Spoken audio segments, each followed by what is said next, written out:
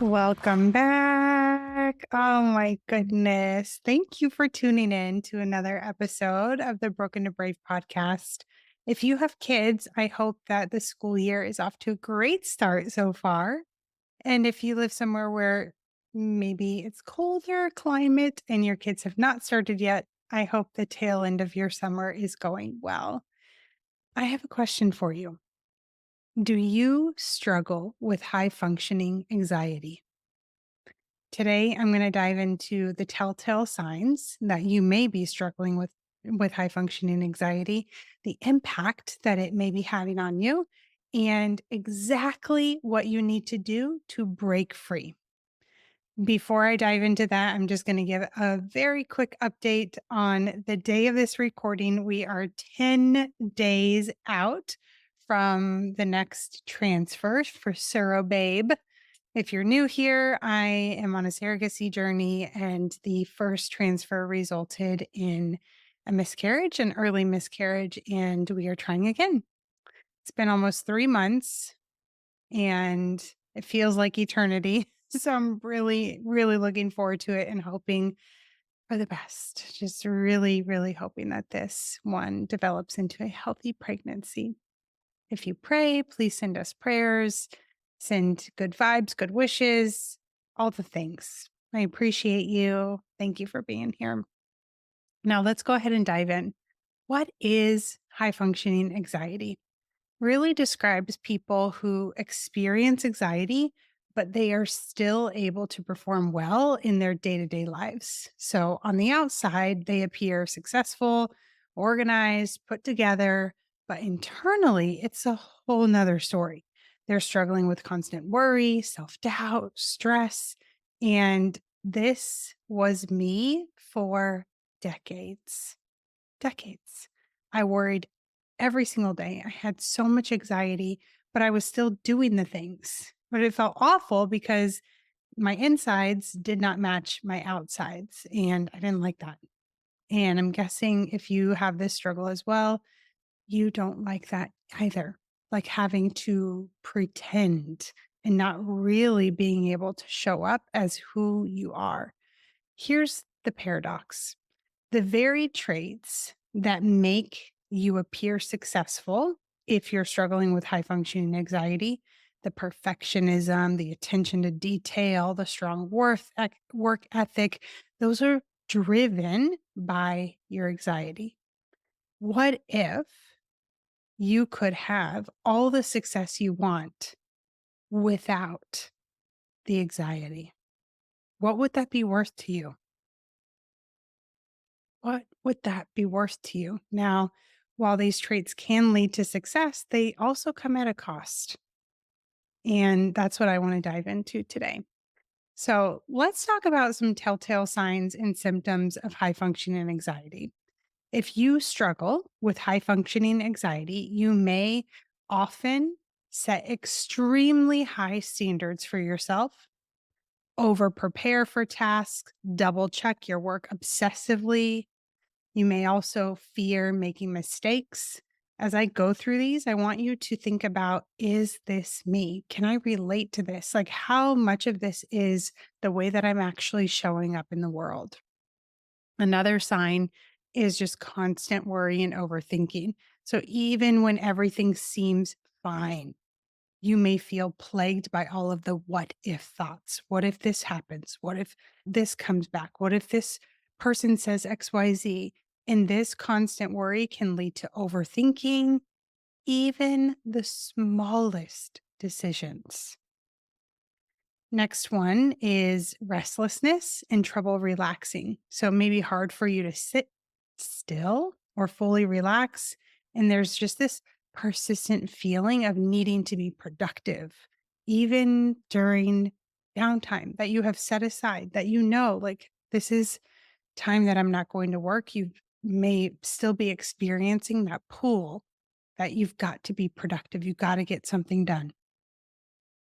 You may also struggle with people pleasing and fear of failure.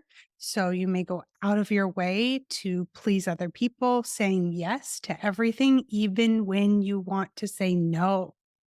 How many times have you done that? How many times have you said yes, even when you want to say no? And have you thought about, okay, why am I doing this?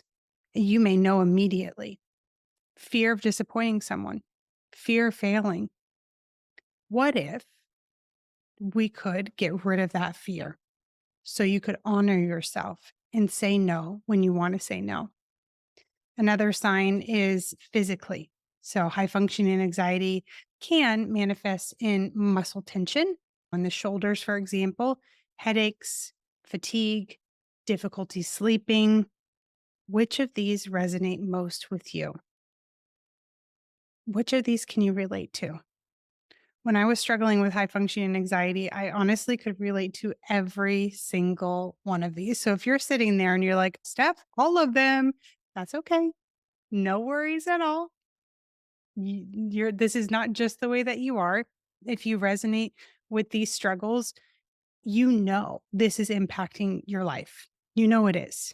But have you paused long enough to really think it through? How much is this impacting you? And do you want to continue operating that way? Do you want to continue showing up that way? If you continue to accept this as the norm for yourself, as just the way you are, it will continue impacting your work, your relationships, your health, not just your mental health, but your physical health too. And it will keep you stuck. Why? If you accept this is just the way that I am, your mind will put no effort in trying to be any different. Let's talk about some of the specific impacts. If you think about work or your career, it can lead to professional success because there is that perfectionism, that attention to detail, that organization, that drive, and like constant productivity. But at the same time, it is fueled by fear of failure, of all of the negative, like the what ifs. And this often results in burnout. It results in working so many hours that you're just suppressing and numbing everything else. You're not living in the moment. And when you really slow down and think about it, you don't have work life balance. Obviously, there's an impact on relationships too. You may appear confident, but you may also on the inside be struggling with self doubt, with fear of rejection. And that can strain relationships because your mind can go crazy thinking about, oh my gosh, what are they going to think about me? What are they going to say? Can I say no when I want to? All of these questions, making it so that there's disconnection in the relationships rather than connection. You may also avoid having hard conversations that honestly should be had so that you're honoring yourself, or you may overcommit in order to let other people down. And it doesn't have to be like that. Other impacts are on mental and physical health. Being under a position where you're chronically stressed and chronically worried can lead to physical issues, big physical issues, hypertension, digestive problems, and weakened immune system. Mentally, it can also contribute to those feelings of overwhelm, exhaustion, even depression.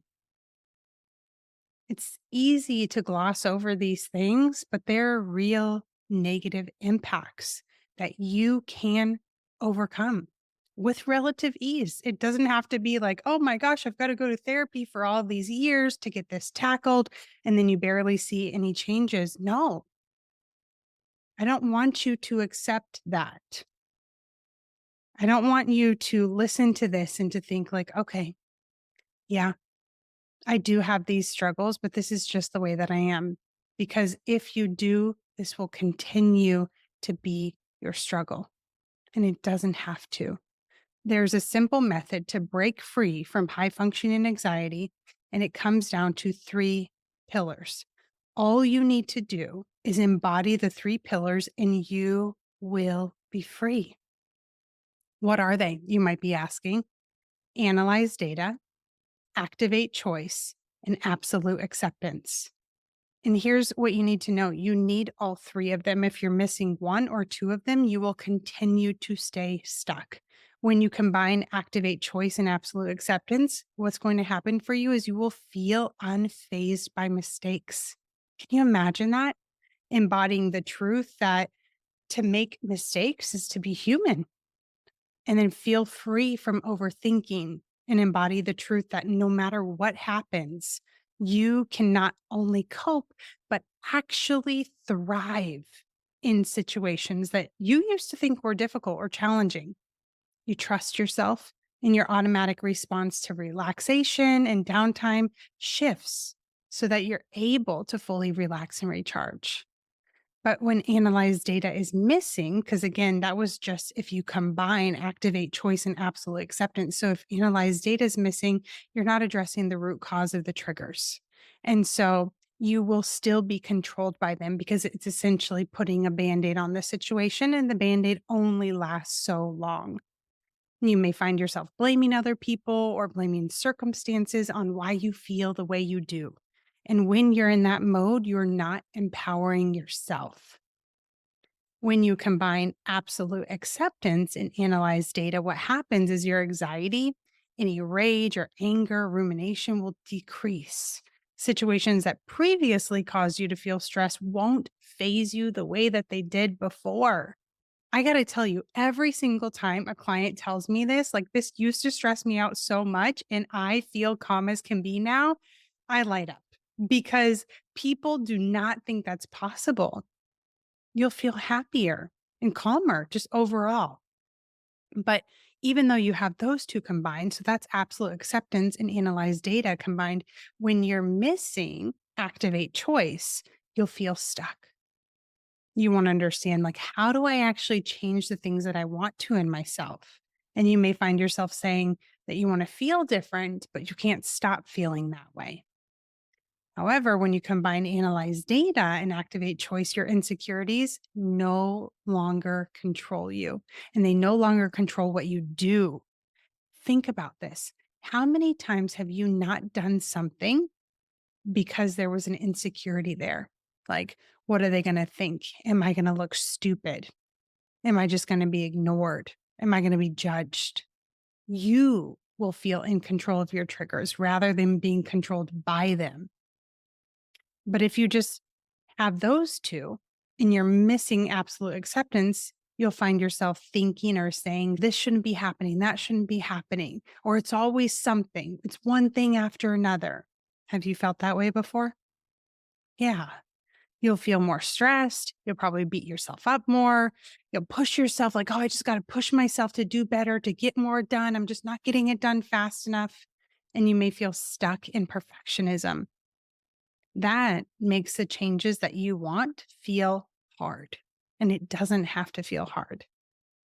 But when you have all three of those combined together, you get this beautiful effect where you break free from high functioning anxiety and the related problems. Think about all the things that I spoke about on this episode. If you're experiencing one or more of those problems, I guarantee that you're missing at least one of the three pillars that I just went over. But here's what I'm super excited about is inside Brave Academy. What I do is I guide you to embody all three of the pillars so that you no longer struggle with anxiety or high functioning anxiety or those related symptoms like perfectionism, people pleasing, inability to rest. And you can experience all the benefits of feeling free from it all. All you need to do is send me a DM with the word academy, and I'll let you know. We'll talk, have a no pressure conversation. I'll let you know if you're a good fit for the program or not. Thank you so much for listening today. I will see you next week.